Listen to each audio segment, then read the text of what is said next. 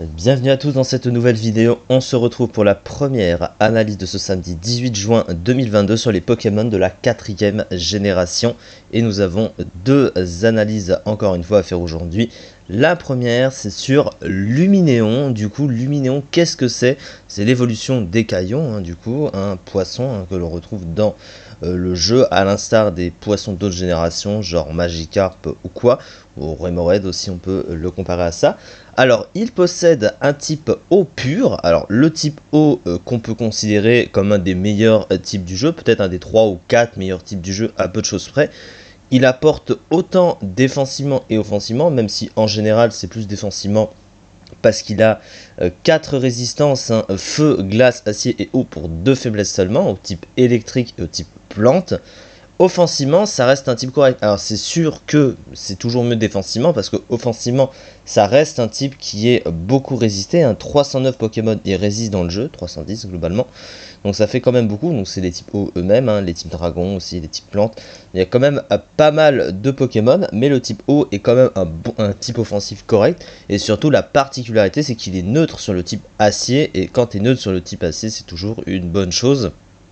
Alors effectivement, c'est un Pokémon qui aurait aussi préféré un double type, puisque le problème c'est que, on va le voir après, mais les stats sont pas bonnes, et il manque vraiment à faire des dégâts.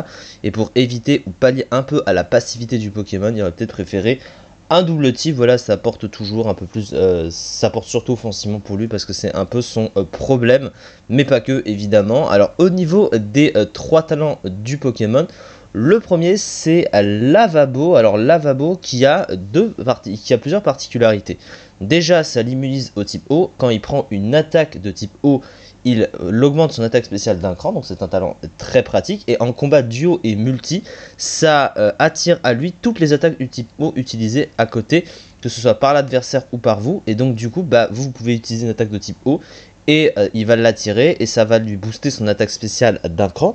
Là on parle que du combat solo, donc même en combat solo c'est pratique. Alors oui, il a déjà une résistance au type eau, mais si jamais il anticipe une attaque, il peut augmenter son attaque spéciale. Alors c'est un peu situationnel, mais c'est pratique. Toutefois, il y a mieux en utilisateur de ce talent, puisqu'on connaît Tritosaur, qui a également Lavabo, et qui est meilleur à ce niveau-là. Vassilis possède également ce talent, mais là c'est pas vraiment adapté.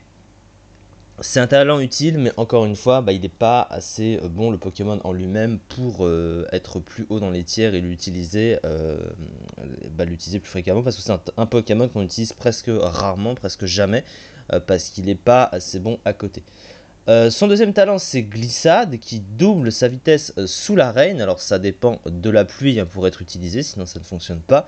Mais comme sa vitesse est un peu basse, un peu moyenne, c'est un talent qu'il utilise évidemment sous la pluie. Donc ça c'est un talent plutôt adapté. Et pour finir, Ignifuvoile qui l'empêche de se faire brûler, ce qui signifie que il ne prend pas le risque de se faire diviser ses dégâts physiques par 2 s'il se fait brûler. C'est pas vraiment adapté parce que il ne se sert pas de son attaque physique. Ses meilleures attaques, elles sont spéciales principalement, donc du coup ça il en profitera pas vraiment. Après c'est toujours pratique parce que ça permet d'éviter les dégâts résiduels de la brûlure s'il se fait brûler, mais c'est beaucoup trop situationnel à ce moment-là. Là il en profiterait pas vraiment. Au niveau de son move pool, dans l'ensemble il est limité, c'est un peu son problème d'ailleurs, mais pas que. On va voir les stats. Bon là j'ai fait un peu l'inverse, mais on commence par le move pool. Alors il a les stats classiques, cela étant dit, même s'il ne possède pas Hydrocanon, cela dit, c'est vrai qu'il n'a pas Hydrocanon ce Pokémon, qui est pourtant un stat qu'il aurait pu avoir, mais il a Ébullition, il a Surf, il a Cascade, il a Hydroqueue. Voilà, donc c'est moins pire. Il a accès à demi-tour également, donc il a un move de pivot. En termes d'attaque de Kovac, il possède Laser Glace, Blizzard, et à côté de ça, rien en fait. Il a même pas ballon ce Pokémon. Non, il a un coverage qui est offensivement très limité. Son move pool de soutien est pratiquement vide. Il possède que Toxique, Anti-Brume et pas grand chose à côté. Il a aucune capacité de setup en plus de ça. Ce Pokémon, et donc il a que Agility en setup, mais c'est vraiment pas suffisant. Et le problème, c'est que associé aux stats qu'il a, qui sont extrêmement mauvaises, hein, sa meilleure stat c'est la vitesse, mais 91 ça reste pas ouf. Surtout 69 dans les offenses, bon ça c'est vraiment de la merde hein, clairement.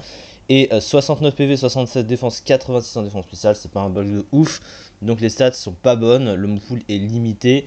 Et quand bien même que les talents soient correctement adaptés au rôle du Pokémon, si les stats ne suivent pas, si le move pool ne suit pas, et puis à côté, eh ben, il tombe en concurrence avec une multitude de Pokémon de type O. Hein. Le type O, c'est le type le plus répandu du jeu. Et il y a tellement de Pokémon de type O qui le dépassent et de très très loin que le pauvre se retrouve très bas. Dans les usages, il n'est pas revenu dans Pokémon épée bouclier, mais avant, ici il se classait 193e avec 0,07%. C'est vraiment un Pokémon très mauvais. La fiche stratégique rapidement, un unique type O bon défensivement, une bonne statistique de vitesse, un move pool contenant certaines bonnes attaques, un talent lavabo utile.